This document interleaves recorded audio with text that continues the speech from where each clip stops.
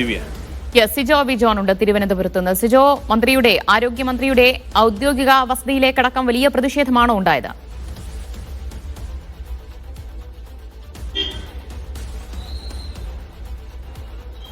തിരുവനന്തപുരത്ത് മാത്രമല്ല സംസ്ഥാന വ്യാപകമായി വലിയ പ്രതിഷേധമാണ് ഉണ്ടായത്. വൈകുന്നേരത്ത് തിരുവനന്തപുരത്തായിരുന്നു അതിന്റെ തുടക്കമെന്ന് പറയാം. മന്ത്രിയുടെ ഔദ്യോഗിക വസതിയിലേക്കാണ് യൂത്ത് കോൺഗ്രസ് പ്രവർത്തകർ ആദ്യം മാർച്ച് നടത്തിയത്. അതിനുശേഷമാണ് മന്ത്രിയുടെ ഓഫീസിലേക്ക് മാർച്ച് നടത്തിയത്. ഞാനിപ്പോഴുള്ള ഓഫീസിലാണുള്ളത്. ആ ഓഫീസ് KSU പ്രവർത്തകരാണ് വന്നിരുന്നത്. KSU പ്രവർത്തകരെ പോലീസ് ഇവിടെ നിന്ന് തടയുന്ന സാഹചര്യമുണ്ടായി. അതിനുശേഷം അത് ഉള്ളിലേക്ക് കയറാൻ ശ്രമിച്ച ഒരു പ്രവർത്തകനെ പോലീസ് കസ്റ്റഡിയിലെടുത്ത് മാറ്റുകയും ചെയ്തിട്ടുണ്ട്. ഔദ്യോഗിക വസതിയിലേക്ക് യൂത്ത് ലീഗും ഇന്ന് പ്രതിഷേധ പ്രകടനം സംഘടിപ്പിക്കുകയും ചെയ്തിരുന്നു. മറ്റു ജില്ലകളിലും സമാനമായ അവസ്ഥ തന്നെയാണ് ഉണ്ടായിരുന്നത്.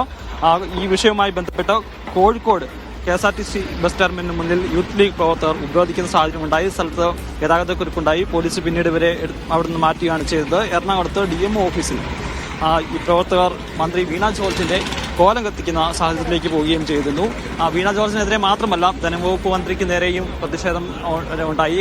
കരിമണ്ണൂർ ഒരു ഉദ്ഘാടന ചടങ്ങിന് എത്തിയതായിരുന്നു ധനവകുപ്പ് മന്ത്രിയെ കരിങ്കൊടി കാണിക്കുന്ന സാഹചര്യം ഉണ്ടായി. എന്തായാലും ശക്തമായ പ്രതിഷേധവുമായി സമരവുമായി പ്രതിപക്ഷ യുവജന വിദ്യാർത്ഥി സംഘടനകൾ മുന്നോട്ട് പോവുകയാണ്. വരും ദിവസങ്ങളിൽ മന്ത്രിയെ വഴിയിൽ തടയും കരിങ്കൊടി കാണിക്കുമെന്നാണ്. സിജോ, സമരങ്ങളെല്ലാം പോലീസ് അതിശക്തമായി തന്നെ നേരിടുകയാണോ?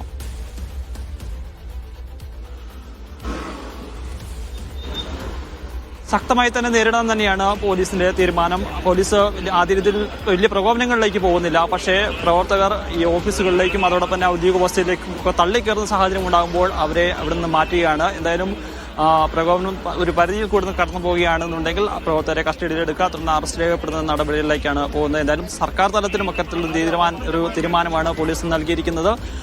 ഇത്തരത്തിൽ പ്രതിഷേധങ്ങൾ ഉണ്ടാകുകയാണെങ്കിൽ അതിനെ ശക്തമായി തന്നെ നേരിടാൻ തന്നെയാണ് പോലീസിനുള്ള നിർദ്ദേശം. അതിനനുസരിച്ചുള്ള ക്രമീകരണങ്ങളാണ് നടപടികളാണ് പോലീസിന്റെ ഭാഗത്തുനിന്നുണ്ടാകുന്നത്. എന്താണ് സിജോ പ്രതിഷേധക്കാർ പ്രധാനമായി ഉന്നയിക്കുന്നത്? ആരോഗ്യമന്ത്രിയുടെ രാജി തന്നെയാണോ?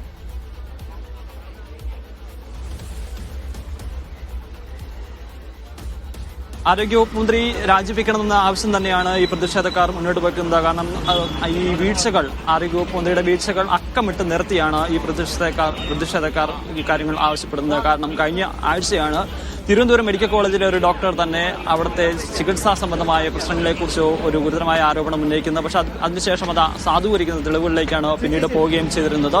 ഇന്നാണ് അതിനുശേഷം ഇന്ന് കോട്ടയം മെഡിക്കൽ കോളേജിൽ ഒരു സ്ത്രീ അപകടത്തെ തുടർന്ന് മരണപ്പെടുന്ന സാഹചര്യമുണ്ടായി. അതിന് പ്രധാനപ്പെട്ട കാരണം എന്ന് പറയുന്നത് മന്ത്രി വീണ ജോർജ് ആണെന്നാണ് പറയുന്നത്. കാരണം ആ സംഭവം നടന്ന ഉടനെ തന്നെ 15 മിനിറ്റുകൾക്ക് ശേഷം മന്ത്രി അവിടെ എത്തുന്നു. അതിനുശേഷം ആദ്യമേ തന്നെ മാധ്യമങ്ങൾ ഉൾപ്പെടെ പറയുന്നു അവിടെ അപകടമുണ്ടായിരുന്ന സ്ഥലത്ത് ആരും ഉണ്ടായിരുന്നില്ല, ആരും അപകടത്തിൽപ്പെട്ട 2 പേർക്ക് പരിക്കേറ്റിട്ടുണ്ട്, അവിടെ ആരും കുടുങ്ങി കിടക്കുന്നില്ല എന്ന ഒരു നിലപാടാണ് പറഞ്ഞിരുന്നത്.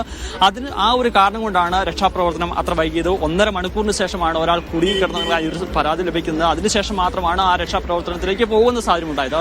2 മണിക്കൂർ ഈ തെരച്ചിലിന് തടസ്സം സൃഷ്ടിച്ചത് മന്ത്രിയുടെ നിലപാടാണ്, ആ പ്രസ്താവനയാണ് എന്നുള്ളതാണ് പറയുന്നത്. അതുകൊണ്ട് ഈ മരണത്തിന് കാരണം മന്ത്രിയാണ് എന്നുള്ള കാര്യമാണ് പറയുന്നത്. ആ ഒരു സാഹചര്യം ചൂണ്ടിക്കാണിച്ചുകൊണ്ടാണ് മന്ത്രിയുടെ രാജി ആവശ്യപ്പെട്ടുകൊണ്ട് KSUവും അതോടൊപ്പം തന്നെ യൂത്ത് കോൺഗ്രസും യൂത്ത് ലീഗും ഒക്കെ വലിയ പ്രത്യക്ഷ പ്രതിഷേധവുമായി രംഗത്തിറങ്ങുകയും ചെയ്യുന്നത്.